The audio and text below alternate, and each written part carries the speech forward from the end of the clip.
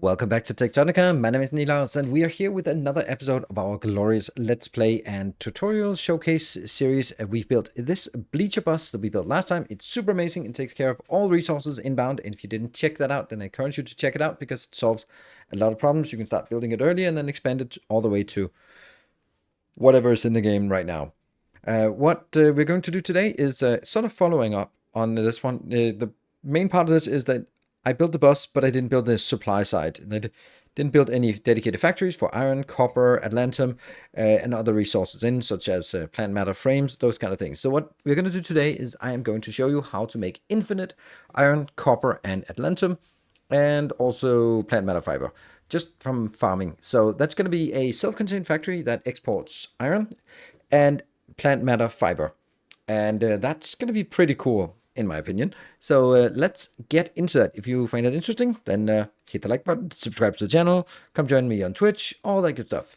So we are going to start by getting a space. This is by the water wheels. It's not because it's the best space available for this, but it's because I've had a little bit of space and it's high ceiling, and I wanted to get started on building it. So that's where we're going to start today. We're going to start by addressing a big issue with the game as it is now. These items and the smelter as well are way too fast. So why are they way too fast? Well, they're way too fast because of this core boost threshing, core boost mining, and core boost assembly. These will get us, because I have a lot of blue orbs here in excess, then I get the clustering bonus, which isn't kind of done yet, so they're way too fast. So it's going to be 100% extra speed plus whatever else speed here. We are going to use, so that means it's really difficult to balance things, and your ratios will depend on how many cores you have available, which is weird.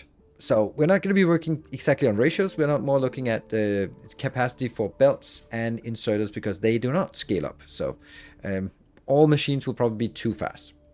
Now, what we're going to do is we are going to revolve around this one, ore multiplication technique. Unlocks ability to sift through limestone to gather residual iron ore and copper ore. And then there's also the same one for adamantium as well. So we're going to be working on iron because that's the basic one, but this principle is exactly the same. So once you build one, you can build the other ones with just mere copy paste. Oh, wait a minute, you have to build it yourself.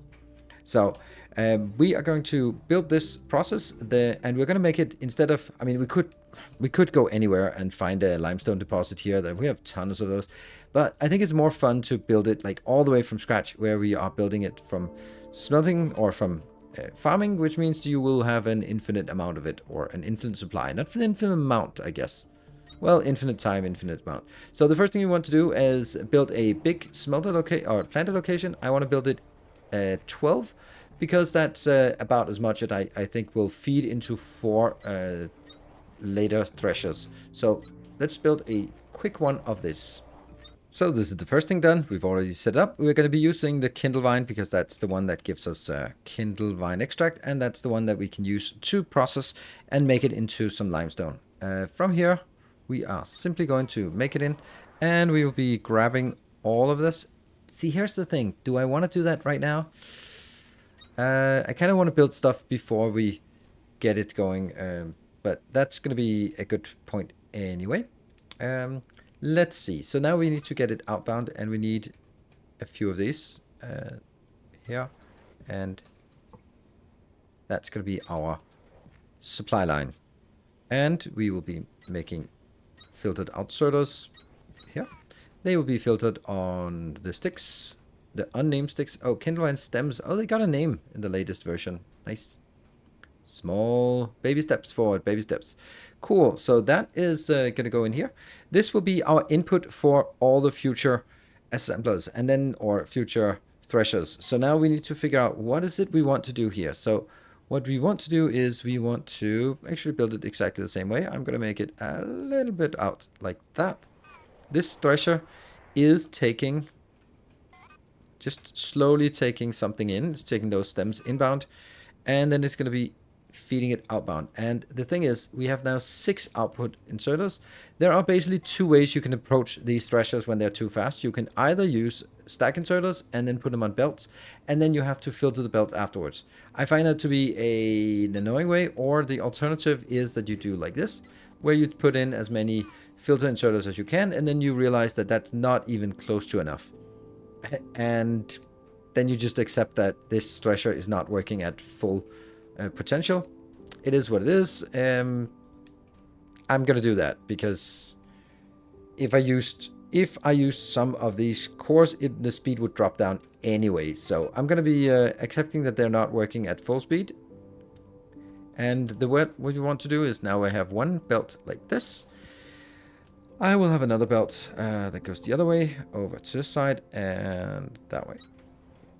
So in the middle here, I now want to smelt my Kindlevine extract. I can smelt that in a smelter. 1, 2. They're pretty quick, so that should not be a problem. And I will use my stack inserters here because they're fast. And then I'm also going to not put them on top here, but put them here and here. And then grab just a little bit of fuel from the other side. So at this point, and I'm going to have that as an output belt. So now we have the next little conundrum here is that we have these plant fibers. Plant fibers are not really very valuable, but they are actually, let's see, this, yeah, something like that. They're not very valuable, but what they are valuable as is actually for conversion, and then we can make them into plant matter fiber, which is super valuable and also something that's used quite a lot. So I'm just simply going to take inbound here. So whatever we get of the plant fiber gets in here to fuel these two, and then the rest gets converted into plant matter frame. Plant matter frame is super important. Let's see. It is used for, let's see, where are you? That one. Processor units. Processor units is always lacking because of plant matter frames, so you really need a lot of plant matter frames, especially because processor units are also used here for the advanced circuit. So that in and of itself is using a lot. But there are also a few buildings, I believe, that need it, like here, plant matter frames for high voltage cable. You don't really need a lot of those, but also monorail poles need a lot, and also monorail tracks need a lot. So you will need quite a lot of plant matter frames, and they are a little bit annoying to get in, but not now. Now we will have tons of these. So from here, then that will get into a feeder line that goes just parallel that way. Just continue onwards and just head out into this. So we have now solved pretty much all of it. I'm going to need to do this annoying thing because I want this is my limestone. This is kind of what I'm most focused on, and that will be, yeah, maybe I'll do something different. Maybe I am going to do this one and this one into an output belt here, and then allow my limestone to merge into this belt. I think that's better, and I think this is fast enough with what we get. So that's actually our module here. Then we're going to put in some lights. I'm going to be making 4 of these modules so that we can get enough of those. So now we built 4 modules, and what we're doing here is we are bringing, this will be our main product, the limestone, and this will be our secondary product, the, what is it called, plant matter fiber. So I've also put up these over here, and I actually want to just go from, let's say somewhere like this, and then this is not going to be used anymore, so we'll bring it in here and just get rid of it into just a location here for the plant matter fiber, and that means once we have it, we'll just get rid of it there. Cool. And that means the only thing we have outbound of this that we have to deal with is the limestone, which is the whole point of this part, is to make free limestone. So we can do a couple of things here. If I start it up now, then it'll stockpile a lot of things, and then when we get the last part done, then we won't be able to see the ratio actually working somewhat okay. On the other hand, it's nice to have a little bit, well, you know what, we'll put up a stockpile. Let's get those going. And I'm also going to be sort of hand feeding a lot of this as well, so that we get the next round here and here. That should be fine for this part. There, and we're going to be starting it up. Let's see if it works. I need to be able to do that. So it grabs it in here, and let's see if it actually can keep up. It's funny how it's just not quite fast enough, but it'll be fast enough for the production here. So that's not going to be a problem. We get it in here into the threshers. As you can see, it immediately starts accumulating because it can't get rid of it fast enough. We tried all sorts of variations, and I don't want anything that jams. We're just going to accept the fact that this is going to be working a little bit too fast. That's why it's important only to take like one in here and not sort of fill it up. Doesn't you get too much, but it will eventually overflow. What happens here is that, ironically, it produces ridiculously fast, as you can see here. Once the next batch comes in, there we go. Probably only needed one, to be perfectly honest. And, well, actually, we do need only one. Yes, one is enough, and it looks a lot better than before. It just got a little bit slimmer, so it's back on track. We have an accumulation here of limestone, and that's what we're going to do now. So what is it we want to do? Well. We have a recipe here, and we don't want to make it too big, but it actually is surprisingly small. So we are going to get it in here, and I'm going to make 3 in between. And what we want to make at this point is this part, the iron infused limestone. You can also do copper or a lantern, but we're going to take the iron part here. And we're going to get the other one for iron infused. And we're going to get this belt that we now crafted all the way through here. So that needs to go in 1, 2, 3, 4. Obviously, the first one will take the majority, and the last one will just get the scraps. That's the way it is. Now, what else do we need in here? We need some iron, which we can use this for feeding it. And then we also need some shiverthorn coolant. So shiverthorn coolant is not something we actually have around here. But if we are imagining a perfect world, let's do that. That's such a comforting thought. And there.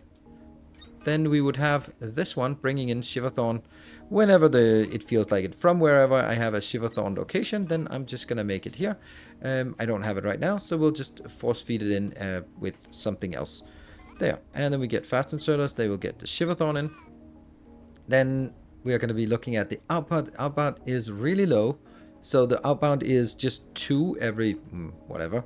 So I'm going to actually get that as here, because I want to have this belt being our iron ore belt.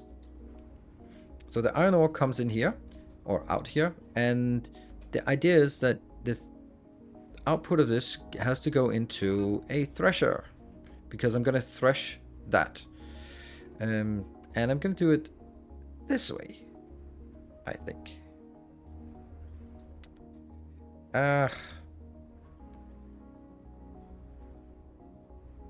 Maybe even like this.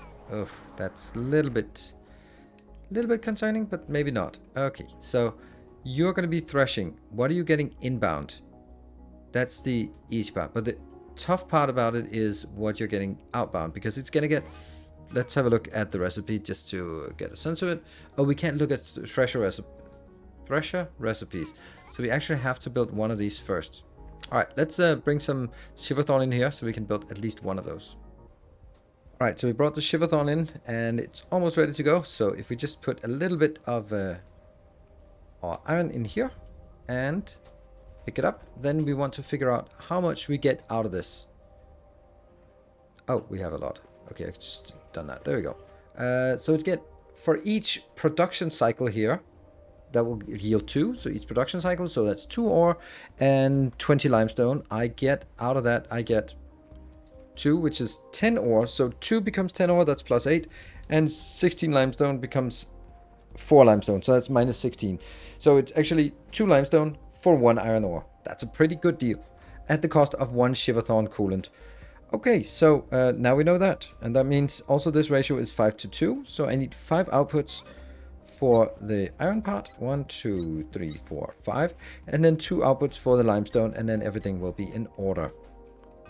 That puts a little bit of pressure on where we can put things in, because now we are simply running out of locations where we can manage things. So this here. Don't know why they're so difficult sometimes to hit these ones. Yeah, and there. I'm now going back out here. And then the next part is I'm going to get the iron inbound here. So we're going to make sure that these have the iron they needed coming from this location. We're going to do that by simply feeding it these here, just so that we have something to work with. This will be the limestone, and the limestone is down there, and the other one is limestone as well. They will be at ratio, so whichever one is, and then I'll go to this location where it'll just be feeding into here. Because it's, man, that's actually not great. I don't want it like this because I don't want to overfill the first one. So I actually want to drag it the other way. There. And let's see. This way. And just bounce over and get in here. Reason is the first of these assemblers will be picking up the majority. That means there won't be enough for this for the second assembler. But if I then feed the bonus here, then I at least keep this going for a little bit longer. Now that actually gets us pretty good. And I put 2 of these in because that's actually the ratio that fits. Now all I need to do is get this outbound and in here. And yeah, it's a little bit of a weird build, but it should work. So now they are feeding them out. They are going out here. We now have a raw resource out here. This will need to be smelted, which is not a big deal because smelters are disgustingly fast. So I'm just going to make 2 smelters here and here. And that will be feeding inbound there. Nope, here. And then also be feeding outbound, and then I have to get something inbound, some fuel. We do not have any fuel that is worthwhile right now. So that means we're going to have to bring it in. Just using some small location isn't really going to get us what we want. Yeah. And like what I mean is like plant fiber is not going to get us enough because they will simply be burned up too fast that they can't go in. So what I need is I need to actually have a dedicated input here that's coming in with some biomatter. If only we had sort of prepared ourselves in advance that we could get like biomatter out of this one. Oh, look at that. That's so beautiful. Someone actually prepared it. Nice. And these are waiting for fuel. As soon as they get the fuel, then we should start seeing them work. Yes, indeed, it works. And it doesn't really seem like... Oh, okay, there we go. It just comes out in big piles. And I am pretty confident that we will have everything we need getting in here. These will just stack up. And I will be able to consume all of it along the way. And of course, we now had this belt really just stacking up. So there's a large stockpile inside. But it actually is kind of...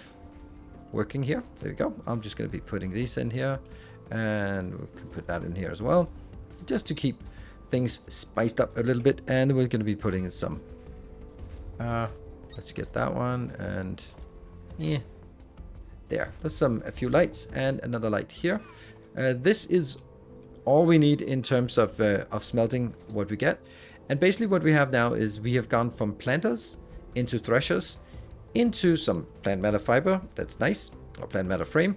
And then we can also get some limestone. The limestone here is not moving, but it will be moving because I am sure that this is actually being able to keep up, and it will consume fast enough. Now I just someone just force fed it some stuff in here. But then we'll work just fine, and everything will be converted. Basically, if we consider this to be a full belt of limestone, then we'll have a half a belt inbound because it converts 2 limestone into 1 copper ore. So it'll be half a belt of ore, and then it'll be half again a belt of that. So it's going to be like a tier 1 belt of actual ore ingots. But you could easily scale this up. At this point, you can't scale it up because you can't scale it up, but you can make multiple next to each other. But if you scale this one up, you're going to be in trouble when it comes to belt speed. Now, at this point, the belt speed looks much worse than it actually is. But as soon as this one gets out, then we'll see that they start consuming all of it. Actually, this might be a little bit more of a problem, because if it doesn't consume, then this one also gets stuck. And we also have the issue that it's going to be really difficult for this one to actually empty fast enough. It's just going to be right there on the sort of the borderline where it can feed. But if we let it run for a while and then see what it looks like when it's in an idle situation. So after a while, this is what it looks like. We can see that the threshers and assemblers from the first phase of this, they are outputting Not quite a full belt of limestone, but it's getting there. Could maybe add one more, and then it would be a full belt, and then sort of jammed a little bit. But then they come into these two threshers. You can see that this is working quite often. It's working at the speed that it's allowed to come in, or it's working. It's consuming everything, right? So it's consuming everything here and outputs here. At this point, if we look at here, then yes, there is quite a bit of accumulation, but you can also see that the input here is kind of slowing down. So if we look at this should be gradually going down, I hope. That does not look like going down to 120. Let's see how fast it goes down to something before the next batch comes in. 110, 9, 8, 7, 6, 5, 4, 3, 2, 1. There we go. So it goes to 98. I saw 98. So once it gets like these batches, there we go. Then it goes up, and then it's for the next cycle, if it goes below 198, then we know that it is just slowly, very slowly, but I mean, it's not really. So it's about hovering around here, but that's actually fine. It consumes everything, and it's making resources here. It's getting in here. It's not going to be a lot, but it's certainly something. Where did that go? I just clicked it and then it went somewhere. I have no idea. Doesn't matter. So all we need to do now is get those resources out over to somewhere else, and then accept that, for example, the biomass and the shiverthorn, we don't have those, but we can get those later on if you want to in dedicated factories. And I think that's how you want to build this game in later game, is that you make a factory like this, which has some clear inputs and outputs, and then you manage them by monorails, and then you sort of just communicate with monorails to other locations. So we have one location that makes shiverthorn, for example, one location that makes biomass, or probably many locations that make biomass, but then they consolidate to a biomass warehouse where they will distribute it outwards from again, something like that. But that's like mega base territory, and doesn't really make sense to do that when there isn't a whole lot of additional content in the game. So I hope this was useful. Now you have a pretty modular and completely self-sufficient, self-reliant build on how to make plants into ore, into ingots, to feed back to our bus. Thank you very much for watching. I hope you enjoyed it. If you did, be sure to hit the like button. Subscribe to the channel for more factory games. There is a new factory game coming around just around the bend called Desynced, which is absolutely amazing, and it does not have any belts, which is interesting, but it has programming, so that's nice. Thank you for watching. Until next time, take care and stay effective.